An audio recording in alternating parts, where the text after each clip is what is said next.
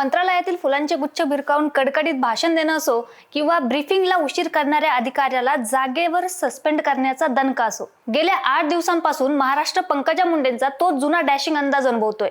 आणि आता चर्चा सुरू झाली ती म्हणजे प्रीतम मुंडेंच्या मोठ्या कमबॅकची. त्यांना राज्यसभेचं तिकीट देऊन भाजप पुन्हा एकदा मुंडे भगिनींच्या पायाशी लोटांगण घालणार का? मुंडेंचा हा पॉवरफुल कमबॅक आणि भाजपाचा फसला गेलेला कराड प्रयोग. पंकजा मुंडे एक असं नाव आहे ज्यांना संपवण्यासाठी भाजपाच्याच चाणक्यांनी चक्रव्यूह रचला होता.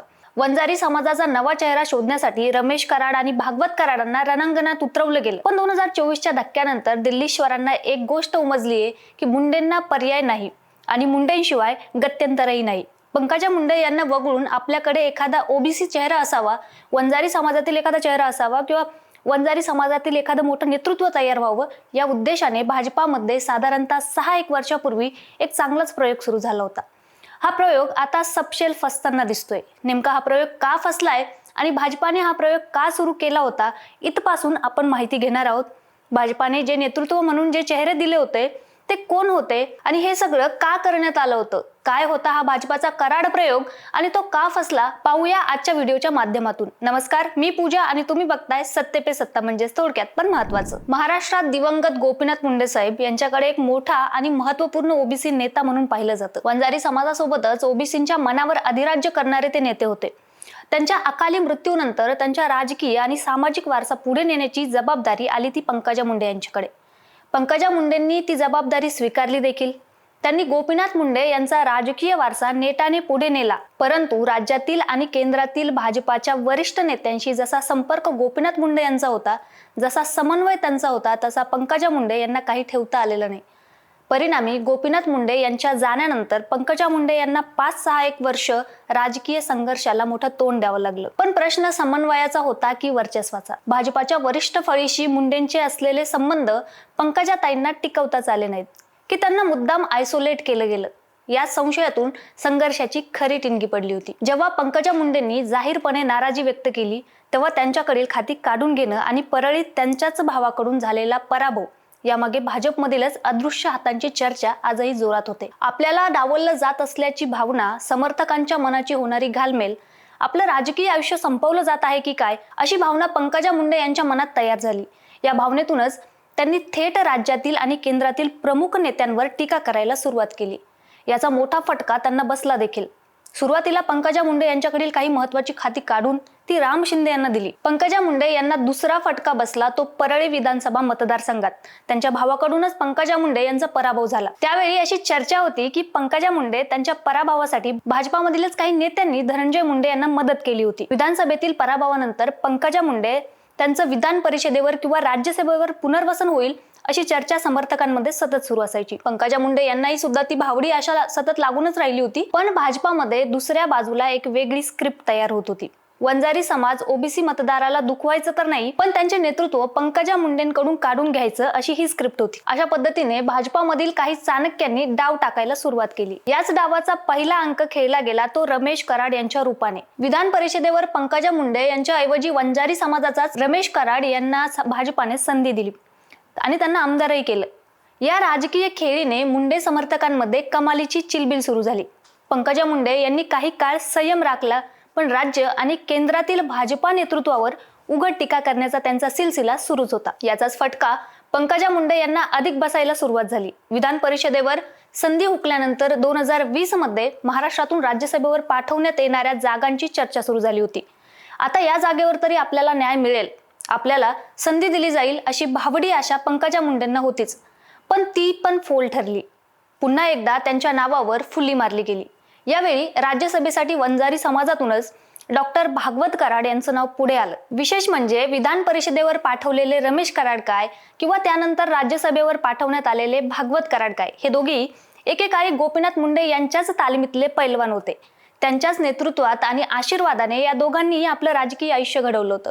पण पंकजा मुंडे यांचा काट्याने काटा काढण्यासाठी भाजपाच्या दिल्लीतील नेतृत्वाने रमेश कराड आणि भागवत कराड यांचा वापर केला असं अनेक राजकीय विश्लेषकांचं म्हणणं देखील आहे. पंकजा मुंडे यांचे नेतृत्व बाजूला सारून नवे नेतृत्व उभं करायचं म्हणून भाजपातल्या नेत्यांनी हा प्रयत्न सुरू केला होता.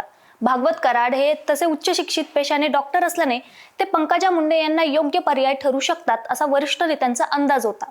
राज्यसभेवर खासदार म्हणून किंवा देशाचे अर्थ राज्यमंत्री म्हणून भागवत कराड यांचे प्रगती पुस्तक चांगले असेलही, पण पंकजा मुंडे यांना पर्याय म्हणून पुढे आणण्याचा त्यांचा नेतृत्वाचा हा प्रयत्न नापासच ठरला. रमेश कराड यांची ओळख लातूरच्या बाहेर नसल्याने त्यांनाही त्याचा फारसा फायदा झाला नाही. पंकजा मुंडे यांना खऱ्या अर्थाने पुन्हा उभारी मिळाली ती मराठा विरुद्ध ओबीसी आंदोलनानंतर. मनोज जरांगे पाटील यांच्या नेतृत्वात मराठवाड्यात मराठा आरक्षणाचा लढा तीव्र झाला होता. पंकजा मुंडे यांना खऱ्या अर्थाने पुन्हा उभारी मिळाली ती मराठा विरुद्ध ओबीसी आंदोलनानंतर. मनोज जरांगे पाटील यांच्या नेतृत्वात मराठवाड्यात मराठा आरक्षणाचा लढा तीव्र झाला होता. ओबीसीतूनच मराठा समाजाला आरक्षण आणि त्याच मागणीने राज्यात विशेषतः मराठवाड्यात मराठा विरुद्ध ओबीसी असा उघड संघर्ष तयार झाला.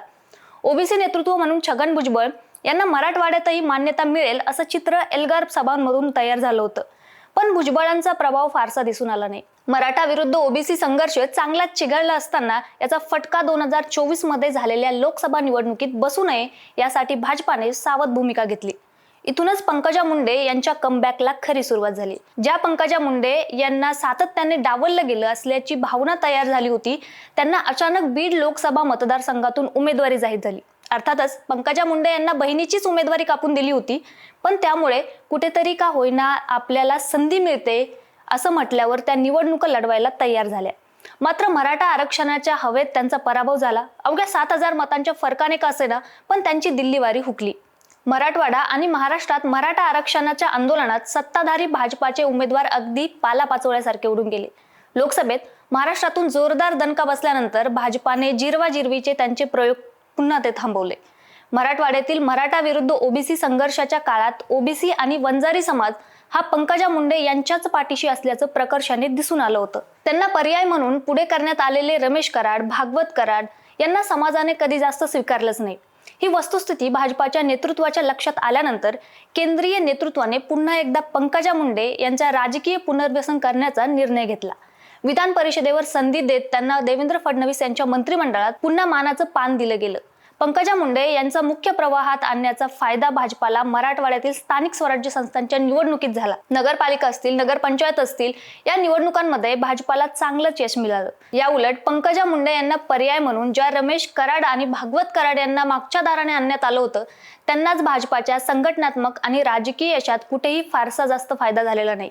भाजपाने विधान परिषदेत संधी दिलेले रमेश कराड 2024 मध्ये लातूर ग्रामीण मधून विधानसभेवर निवडून गेले, तर भागवत कराड यांना पुन्हा आपल्याच राज्यसभेची उमेदवारी मिळेल अशी आशा आहे. पण भाजपाने पंकजा मुंडे यांना पर्याय म्हणून ज्या भागवत कराड यांना केवळ राज्यसभेवर संधी दिली नाही, तर अर्थ खात्याचा अर्थ राज्यमंत्रीही केलं, पण ते फेल ठरलं.